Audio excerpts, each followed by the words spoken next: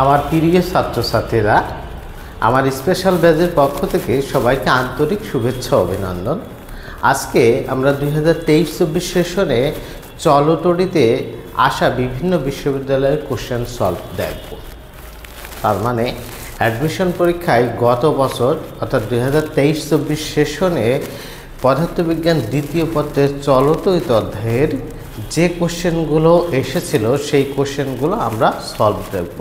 ঢাবি, রাবি, জাবি, ছবি এবং জিএসটি যে কোশ্চেনগুলো সেই কোশ্চেনগুলো পর্যায়ক্রমে আমরা সলভ দেখব।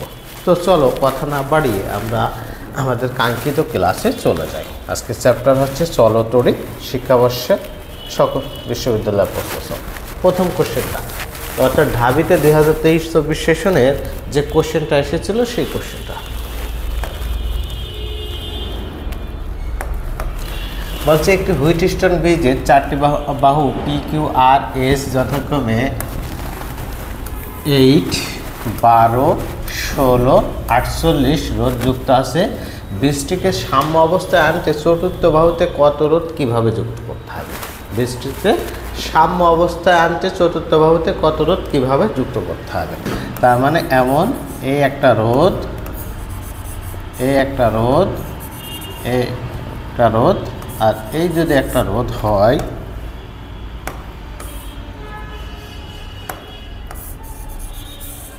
দেখো এটা হচ্ছে পি, এটা হচ্ছে কিউ, এটা হচ্ছে আর, এটা হচ্ছে এস ধরে নেওয়া রোধ। পিটা কি প্রথম বাহু রোধ, সেটা কত দেওয়া আছে? পিটা হচ্ছে প্রথম বাহু রোধ, সেটা দেওয়া আছে হচ্ছে 8, তাই তো 8 দেওয়া আছে। কিউ হচ্ছে দ্বিতীয় বাহু রোধ, সেটা দেওয়া আছে 12 ওহম, এটা হচ্ছে দেওয়া আছে 16 ওহম, আর এটা হচ্ছে কত? এখানে 48 ওহম আছে। এটা কত আছে? 48 ওহম আছে। তাহলে বলছে চতুর্থ বাহুতে কত রোধ কীভাবে যুক্ত করতে হয়? আমরা হুইটস্টোন ব্রিজের ক্ষেত্রে কি করি? P/Q = R/S। পি কত? 8/12 P/Q = R/S। আর হচ্ছে 16/S। এখন এই এসটা দেখি, হ্যাঁ, এখান থেকে কাটাকাটি যদি আমি করি, কাটাকাটি করলে 24 হবে, ঠিক আছে?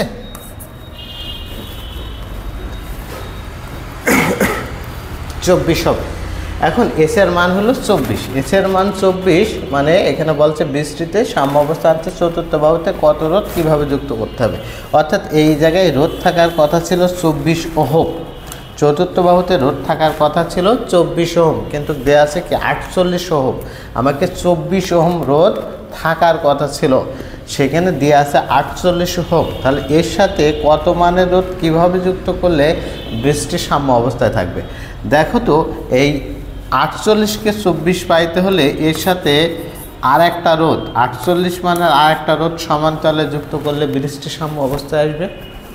কারণ সমান মানের রোধকে সমান্তরালে যুক্ত করলে অর্ধেক হয়ে যায়। 48, দুইটা 48 মানের রোধকে সমান্তরালে যুক্ত করলে 48/2, তার মানে 24 হবে, ঠিক আছে?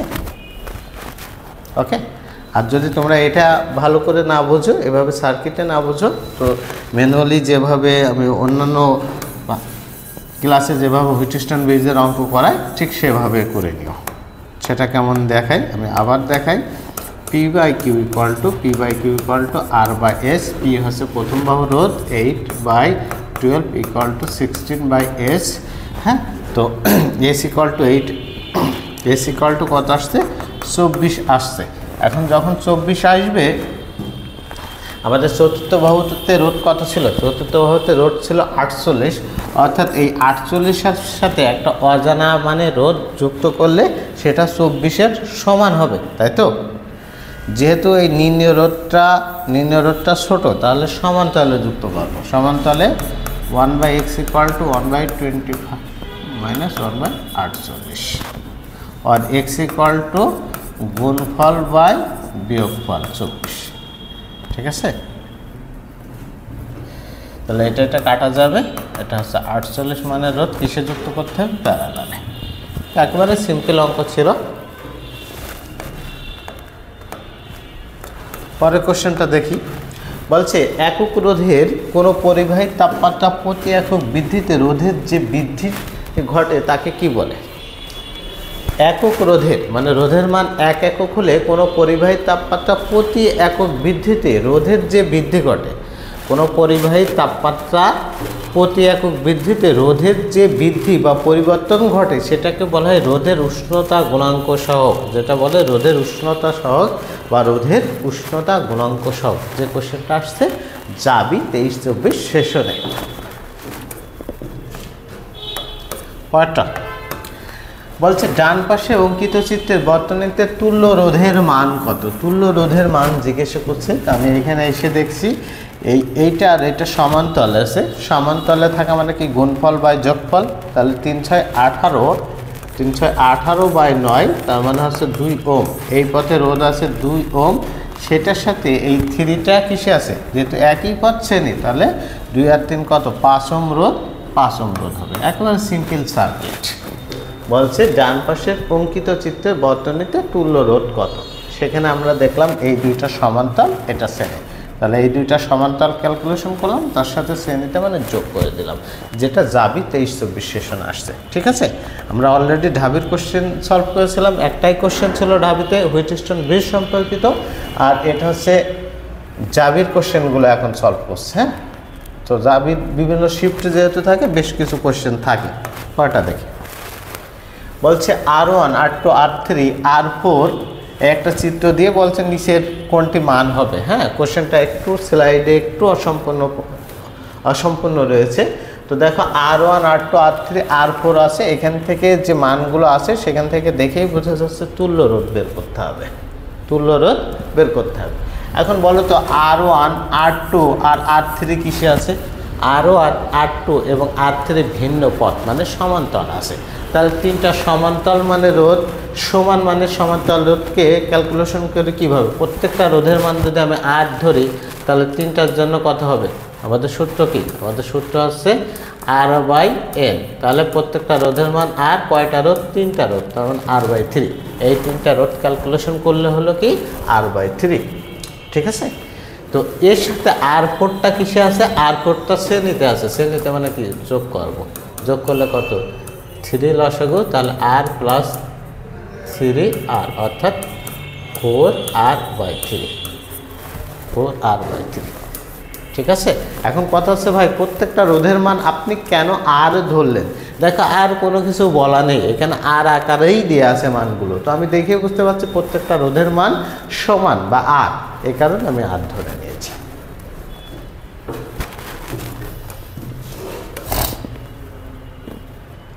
পরের কোশ্চেন, ডান পাশে অঙ্কিত বর্তনীতে প্রবাহ মাত্রা মানে মোট কারেন্ট I জিজ্ঞাসা করছে এই চিত্রের, এই বর্তনীর। তাহলে I ইকুয়াল টু আমরা কি জানি? I ইকুয়াল টু কত? V/R, V/E/R। ভি কত? এই বর্তনীর ভোল্টেজ কত? 10, আর রোধের মান R। এখন R1 R2 এবং R3 কিসে আছে? একই পথ মানে শ্রেণীতে মানে যোগ করব, তাহলে 10 10 20 20 যোগ 20 কত? 40, 1/4, 1/4 মানে কত? 0.25 অ্যাম্পিয়ার। একেবারে সিম্পল কোশ্চেন, 0.25 অ্যাম্পিয়ার। আমার চলতরিতের যে সার্কিটের ক্লাসটা আছে, হ্যাঁ, সার্কিটের টোটাল ক্লাসের সলভটা একটা ভিডিওতে আছে, তো তোমরা ওই ক্লাসটা যদি দেখো তাহলে এই সার্কিট একেবারে তোমাদের কাছে পানি, এখানে কোনো সময়ই লাগবে না, তোমরা চোখের দেখে অ্যান্সারটা করতে পারবা। পরের কোশ্চেন বলছে R2 R3 এবং R4 চিত্রের বর্তনীতে কোষের অভ্যন্তরীণ রোধ যেটাকে বলা হয় ছোট হাতের R, কোষের অভ্যন্তরীণ রোধ এত হলে বর্তনীটির মূল প্রবাহ কত অ্যাম্পিয়ার হবে?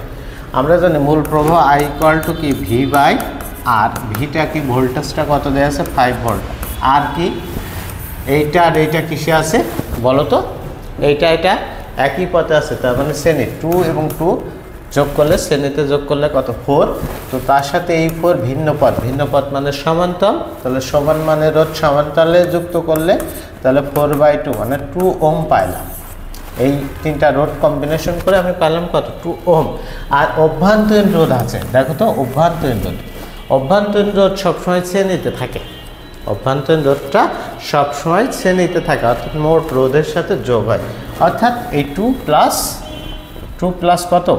2 প্লাস 0.5 অর্থাৎ 2.5, আর 5কে 2.5 দ্বারা ভাগ করলে কত হয় 2 অ্যাম্পিয়ার কারেন্ট। কত অ্যাম্পিয়ার কারেন্ট? অর্থাৎ রাইট অ্যান্সার হচ্ছে এ। একেবারে সিম্পল কোশ্চেন।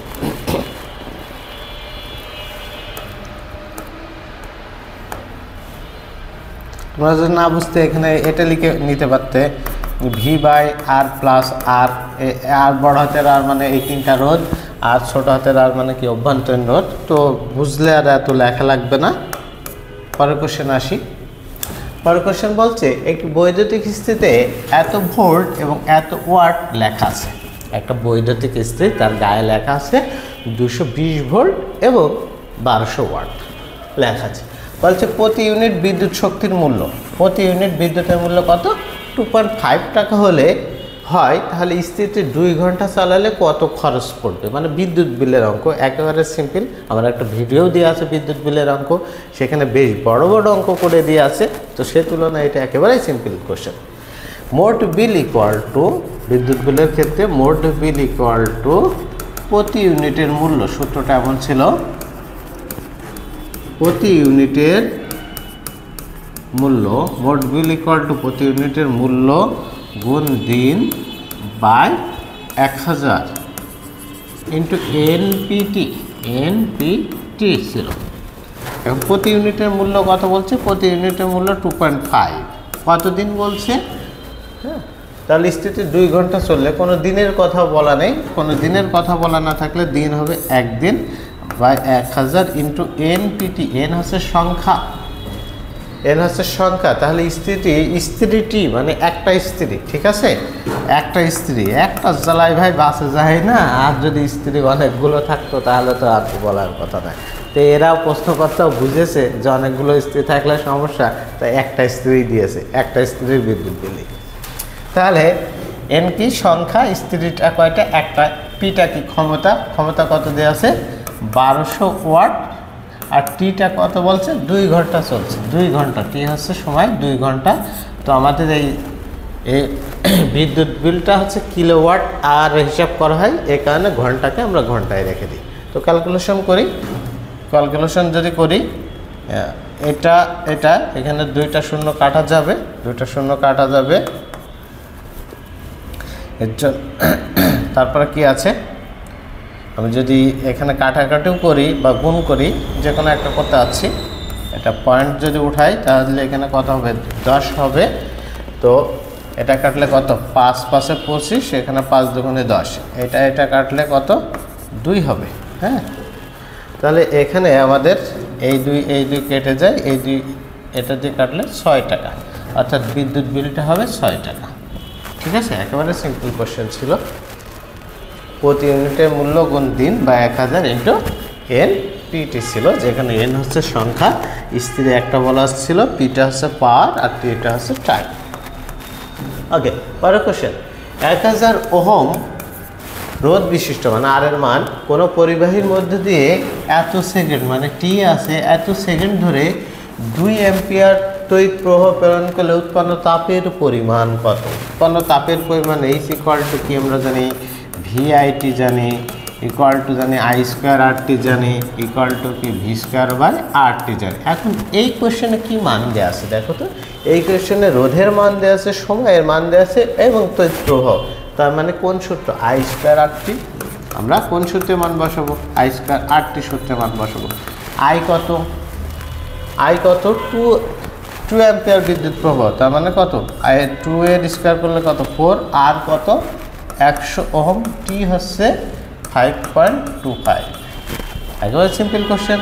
ক্যালকুলেশন করি এই পয়েন্টের জন্য, এটা হচ্ছে 100। তাহলে এটা কাটবে, এটা যদি কাটে তাহলে 4 দিয়ে 525 যদি গুণ করি, 4 25 100, তার মানে 2100 হচ্ছে। 2100 জুল। এটা কিন্তু আসবে জুল এককে। কোন এককে? জুল একক। কিন্তু এখানে দেখো এসআই এককে মানটা নেই, ক্যালোরি এককে। তার মানে আমরা জুল থেকে ক্যালোরিতে নেব। জুল থেকে জুলকে ক্যালোরিকে নিতে হলে 4.2 দ্বারা ভাগ করতে হয়। জুল থেকে ক্যালোরি এককে নিতে গেলে 4.2 দ্বারা ভাগ করতে হয়, কারণ আমরা জানি 1 ক্যালোরি সমান 4.18 জুল, অ্যাপ্রক্সিমেটলি 4.2 জুল লেখা যায়।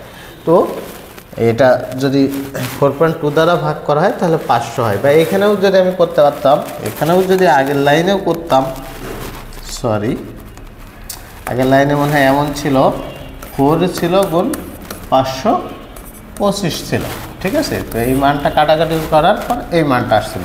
তো আমরা এটা জুল এককে আসবে, সেটাকে আমি ক্যালোরি নিতে গেলে কত 4.2 দ্বারা ভাগ করব, তাহলে ক্যালোরি চলে আসবে।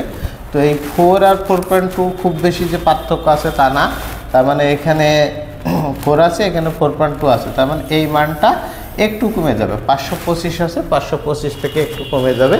তো অপশনে দেখেই বোঝা যাচ্ছে 525 থেকে একটু কমলে সেই অ্যান্সারটা হবে অবশ্যই 500 ক্যালোরি, ঠিক আছে। সকল অঙ্কই যে total A to Z calculation করে মান বসাইতে হয় এমন না, আমরা যদি বেসিকটা বুঝি তাহলে অঙ্ক করা যায়। কয়টা একটু বৈদ্যুতিক হিটার 220 ভোল্ট সরবরাহ লাইন থেকে এত অ্যাম্পিয়ার বিদ্যুৎ গ্রহণ করে। হিটারটি 500 ঘন্টা ব্যবহার করলে কত শক্তি ব্যয় হয়? 500 ঘন্টা ব্যবহার করলে কত শক্তি ব্যয় হয়? কি কি দেওয়া আছে? টাইম দেওয়া আছে, ভি দেওয়া আছে, আই দেওয়া আছে। আমরা কি শক্তি ডাব্লিউ ইকুয়াল টু ভিআইটি লিখতে পারি। তাহলে ভি কত 220 ভোল্ট, আই কত, আই হচ্ছে 0.2, আর টি কত 500 ঘন্টা। যেহেতু কিলোওয়াট আওয়ার আছে, তাহলে আমরা কি করব? আমরা ঘন্টাকে ঘন্টায় রাখবো। এটা কিন্তু ওয়াট আওয়ার আসবে, আমাদের দরকার কিলোওয়াটে নিতে গেলে আবার 1000 দ্বারা ভাগ করতে হবে, ঠিক আছে। কিলোওয়াটে নিতে গেলে আবার 1000 দ্বারা ভাগ করতে হবে। তো সিম্পল তোমরা করে নিও, আশা করি তোমরা পারবা।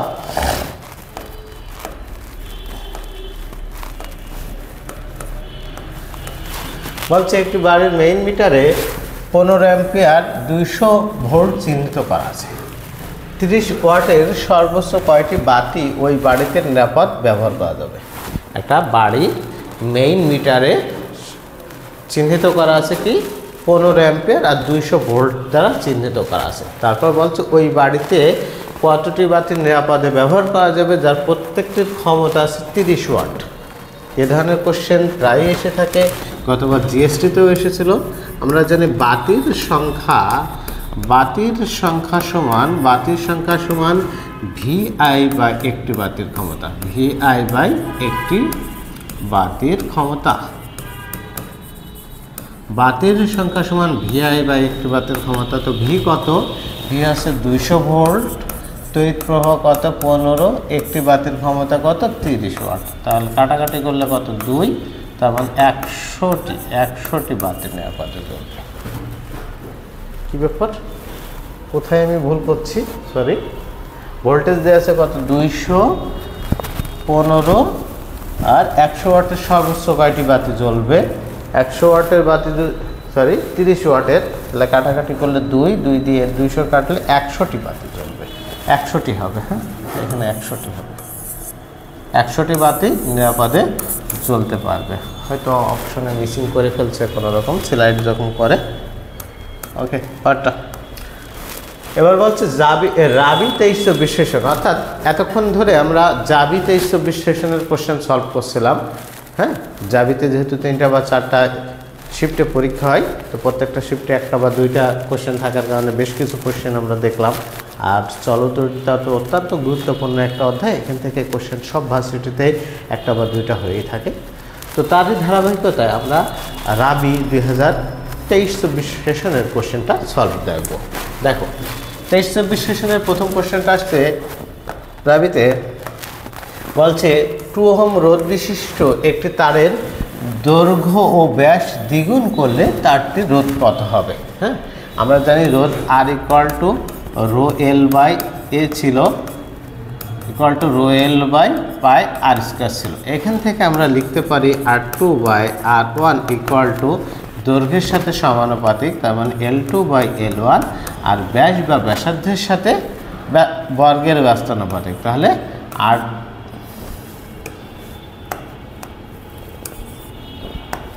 R1 বাই R2 তার হোল স্কয়ার। যেহেতু ব্যস্তানুপাতিক তাহলে এখানে 2 লিখলে আমরা 1 লিখবো। অনুপাতের ক্ষেত্রে ব্যাসও যে জিনিস ব্যাসার্ধও সেই জিনিস, ঠিক আছে। এখানে আমি লিখতে পারতাম, এটা না লিখে লিখতে পারতাম D1 বাই D2 তার হোল স্কয়ার। হ্যাঁ, তো আমি বললাম অনুপাতের ক্ষেত্রে ব্যাসও যে জিনিস ব্যাসার্ধও সে জিনিস, কোনো সমস্যা নেই। অনুপাতের ক্ষেত্রে ব্যাসও যে জিনিস ব্যাসার্ধও সে জিনিস। হ্যাঁ, এটা লিখলেই হবে। তাহলে দেখো দৈর্ঘ্য কত গুণ, দৈর্ঘ্য ব্যাস দ্বিগুণ করলে, দৈর্ঘ্য দ্বিগুণ করা মানে কি প্রথমটা 1 হলে দ্বিতীয়টা 2, ব্যাস বা ব্যাসার্ধ দ্বিগুণ তার মানে প্রথমটা 1 হলে দ্বিতীয়টা কত 2, আলটিমেটলি কত হবে এখানে 2 হবে আর এখানে কত হবে 1/4 হবে। ঠিক আছে, তার মানে কত গুণ, হাফ গুণ হবে। কত গুণ, R2 সমান 2R1, R1 এর মান কত, R1 এর মান হচ্ছে 2, তার মানে আলটিমেটলি 4 ওহম রোধ, আলটিমেটলি হচ্ছে 4 ওহম রোধ। একেবারে বড় করে দেখাই দিলাম বেসিক সহ। এ ধরনের হিউজ কোশ্চেন বিশ্ববিদ্যালয়ে এসে থাকে, তো আমাদের এর পরের জন্য এই রিলেটেড কোশ্চেন আর ভুল না হয়। নেক্সটে আসি, বলছে একই দৈর্ঘ্য ও একই প্রস্থচ্ছেদ বিশিষ্ট দুটি তারের আপেক্ষিক রোধ যথাক্রমে 1 ওহম মিটার এবং 4 ওহম মিটার। দ্বিতীয় তারের রোধ প্রথম তারের তুলনায় কেমন হবে? দেখো আমরা জানি রোধ R = rho L by A। রোটা কি, আপেক্ষিক রোধ। আপেক্ষিক রোধের সাথে রোধের সম্পর্ক আছে সমানুপাতিক। আপেক্ষিক রোধের সাথে রোধের সম্পর্ক কেমন, সমানুপাতিক। তাহলে এখান থেকে আমরা বলতে পারি R2/R1 = ρ2/ρ1। এখন আপেক্ষিক রোধ প্রথমটা কত আছে 1 ওহম মিটার, দ্বিতীয়টা কত আছে 4 ওহম মিটার। ঠিক আছে, তাহলে আলটিমেটলি R2 = 4R1। তাহলে দ্বিতীয় তারের রোধ প্রথম তারের রোধের তুলনায় কত গুণ হবে, 4 গুণ হবে। দ্বিতীয় তারের রোধ প্রথম তারের রোধের তুলনায় 4 গুণ হবে। সিম্পলি এখান থেকেই বলা যায় যেহেতু সম্পর্ক সমানুপাতিক, তাহলে সমানুপাতিক হারে পরিবর্তিত হতে হবে। 1:4 হলে তাহলে ওইটাও যেহেতু দ্বিতীয়টা চেয়েছে তাহলে 4:1 হবে। ঠিক আছে, পার্ট দেখো 2 ওহম, 4 ওহম এবং 6 ওহম এই বর্তনীর তুল্য রোধ নির্ণয় করো। দেখো এখানে একটা পথ আছে, এ ধরনের বেশ কিছু কোশ্চেন আসছে। এই পথ দিয়ে হয় এই পথ দিয়ে যেতে পারবে, হ্যাঁ, এই একটা পথ। আবার আসতে পারবে কি বিদ্যুৎগুলো কোন কোন পথ দিয়ে যেতে পারবে, দেখো এই পথ দিয়েও যদি চলে যায় তাহলে এই একটা পথ পাচ্ছে। হ্যাঁ, আবার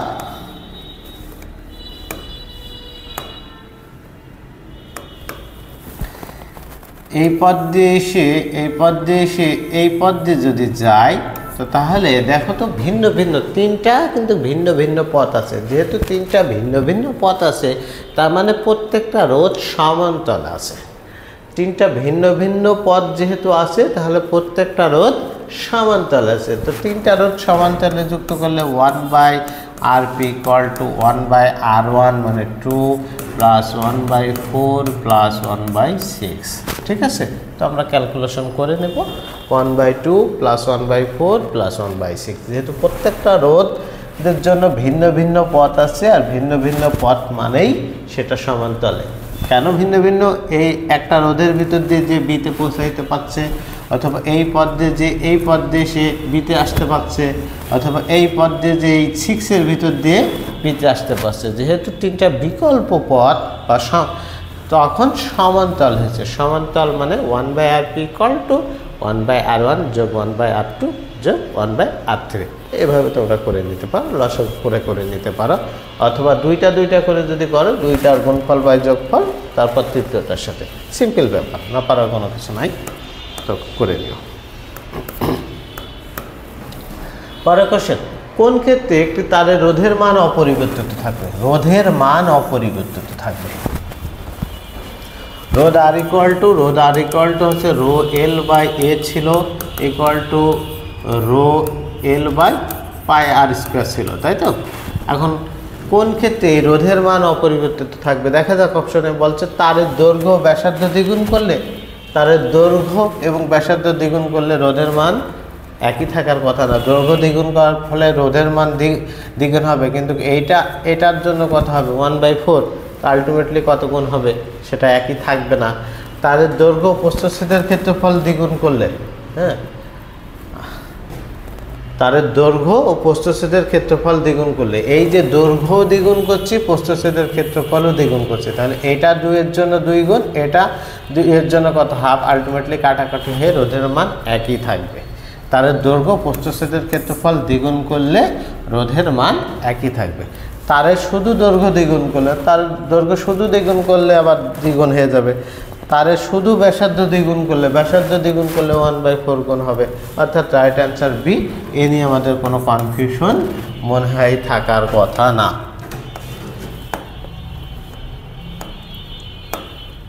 গুড সয়।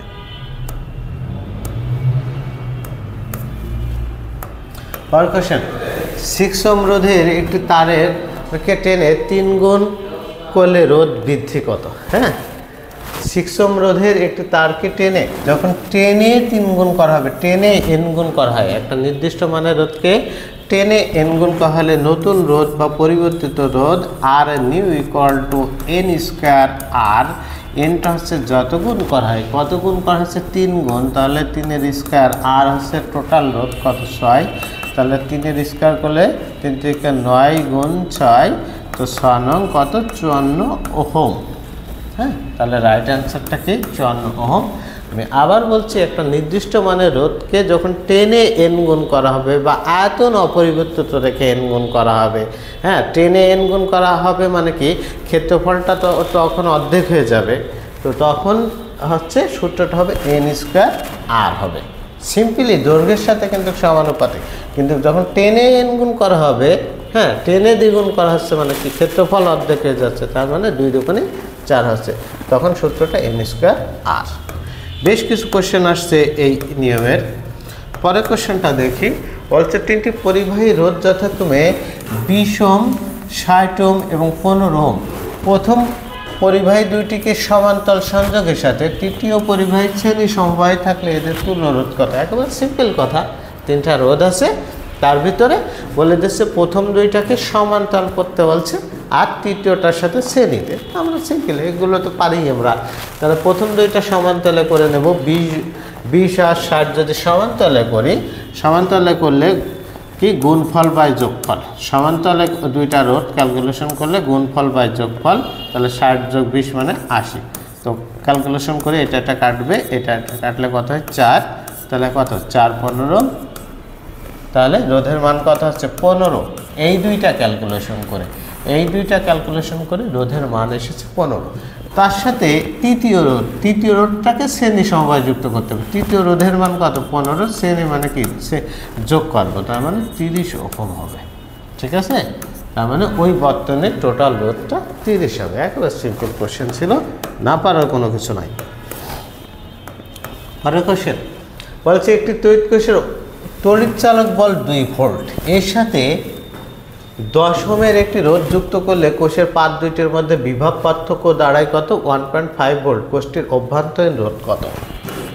একটা যদি আমি বর্তনী আঁকি, বর্তনীটা এমন দাঁড়ায় যে রোধের মান কত দেওয়া আছে 10 ওহম দেওয়া আছে, আর তড়িৎ চালক শক্তি 2 ভোল্ট দেওয়া আছে, আর এখানে অভ্যন্তরীণ রোধের কথা জিজ্ঞাসা করছে, এই আরটা জিজ্ঞাসা করছে।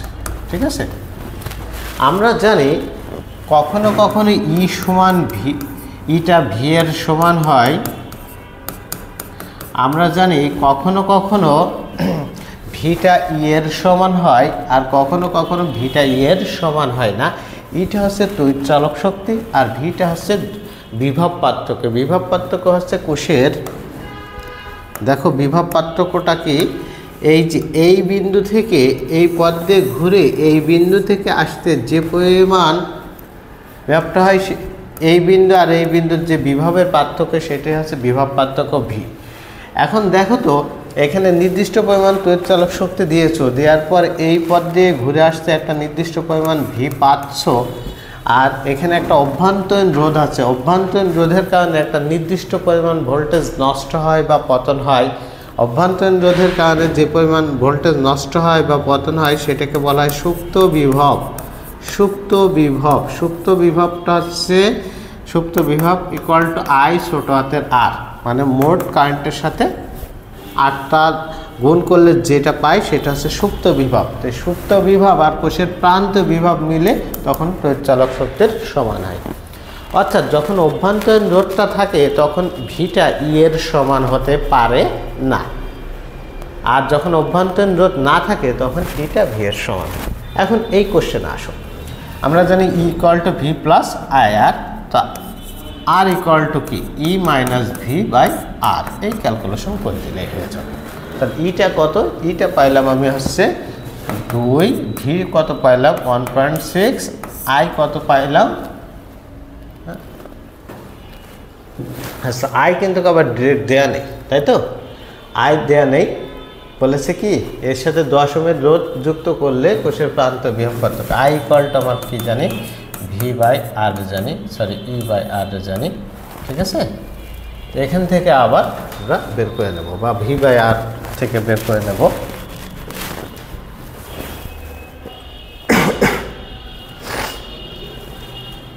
তো এটা বের করে নিয়ে এখানে এই ইকুয়েশনে বসালে আমাদের কাঙ্ক্ষিত উত্তরটা পেয়ে যাব। তো নেক্সট 8 নম্বর কোশ্চেন, কোনো পরিবাহী রোধ 25 ওহম এর মধ্যে দিয়ে 1 অ্যাম্পিয়ার প্রবাহ 2.5 মিনিট ধরে প্রবাহিত হলে কত ক্যালোরি তাপ উৎপন্ন হয়, ঠিক আছে। তো রোধ দেওয়া আছে, আই দেওয়া আছে এবং সময় দেওয়া আছে, তাপ জিজ্ঞাসা করছে। তো আমরা জানি এইচ ইকুয়াল টু কি আই স্কয়ার আর টি, এই ধরনের অঙ্ক বেশ কিছু সলভ করেছি। তো আই হচ্ছে তড়িৎ প্রবাহ, সেটা 1 দেওয়া আছে, 1 এর স্কয়ার করলে 1ই হয়, আর হচ্ছে রোধ 25, আর টি হচ্ছে সময় কত 2.5 মিনিট, মিনিটকে আমরা কিসে নেব ঘন্টায় নেব, অর্থাৎ 60 সেকেন্ড, সরি মিনিটকে আমরা সেকেন্ডে নেব, মিনিটকে আমরা সেকেন্ডে নেব, অর্থাৎ 60 সেকেন্ড দ্বারা গুণ করবো। ক্যালকুলেশন দেখি, এই পয়েন্টের জন্য আমরা কত লিখতে পারবো, 10 লিখতে পারবো। তাহলে এটা কাটাকাটি যাবে, 25 গুণ 25 মানে আমরা জানি হচ্ছে 625, তার সাথে কয় গুণ করবো 6 গুণ করবো, ঠিক আছে। 6 গুণ করলে তাহলে দেখো তো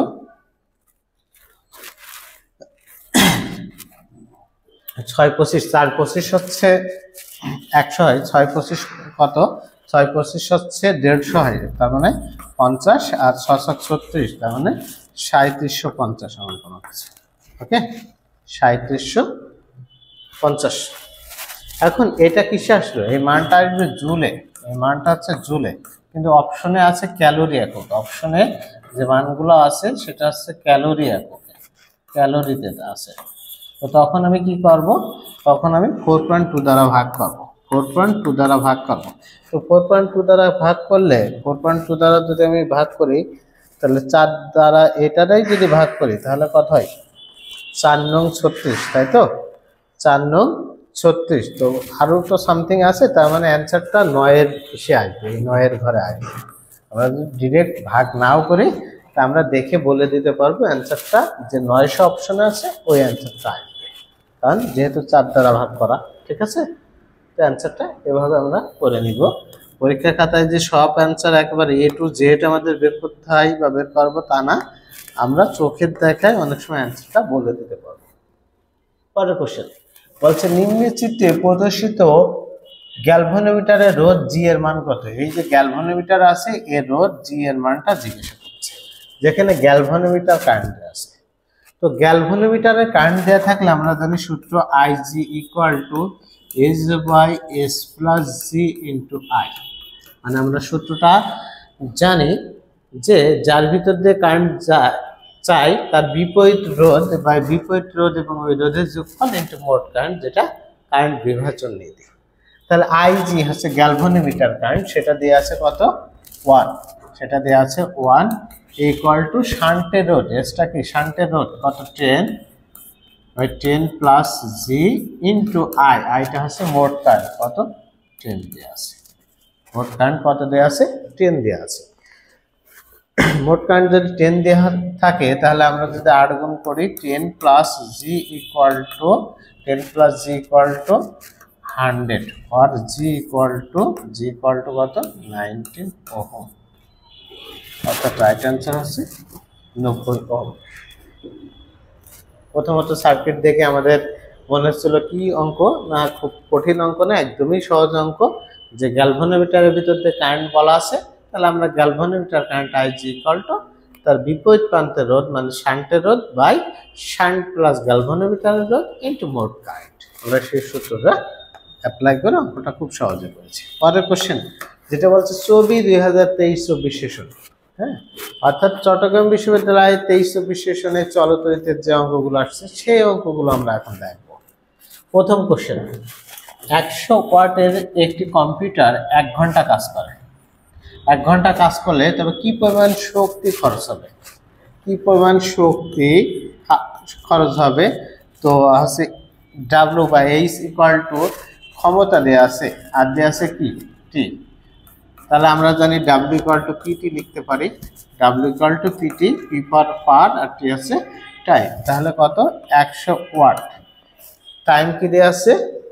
টাইম দেওয়া আছে 1 ঘন্টা। তো অপশনে দেখো কিলোওয়াট আওয়ার, তো কিলোওয়াট আওয়ার থাকলে আমরা কি করি, কিলোওয়াট আওয়ার এটা দ্বারা হচ্ছে ওয়াট আওয়ার হবে, এটা দ্বারা কি হবে 100 ওয়াট আওয়ার, কিন্তু কিলোওয়াট নিতে গেলে এর সাথে কত দ্বারা ভাগ করতে হবে, 1000 দ্বারা ভাগ করতে হবে, তাহলে কিলোওয়াট হবে, হ্যাঁ, কিলোওয়াট আওয়ার হবে।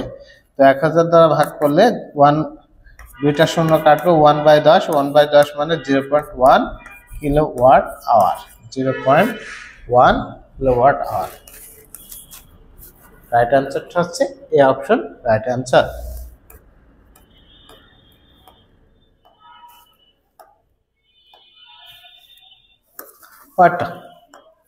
হুইটস্টোন ব্রিজের সাহায্যে কি পরিমাপ করা যায়? হুইটস্টোন ব্রিজের সাহায্যে রোধ পরিমাপ করা যায়, তাই তো? এটা একেবারে সিম্পল কোশ্চেন ছিল। হুইটস্টোন ব্রিজের সাহায্যে রোধ পরিমাপ করা যায়। হুইটস্টোন ব্রিজের 3 বাহুতে 3টা রোধ দেওয়া থাকে, চতুর্থ বাহুতে একটা নির্দিষ্ট পরিমাণ রোধ দিয়ে আপনাকে বলে আর কত মানের রোধ কিভাবে যুক্ত করলে ব্রিজটি সাম্য অবস্থা থাকবে। তো হুইটস্টোন ব্রিজের নীতির সাহায্যে বা হুইটস্টোন ব্রিজের সাহায্যে আমরা রোধ নির্ণয় করি।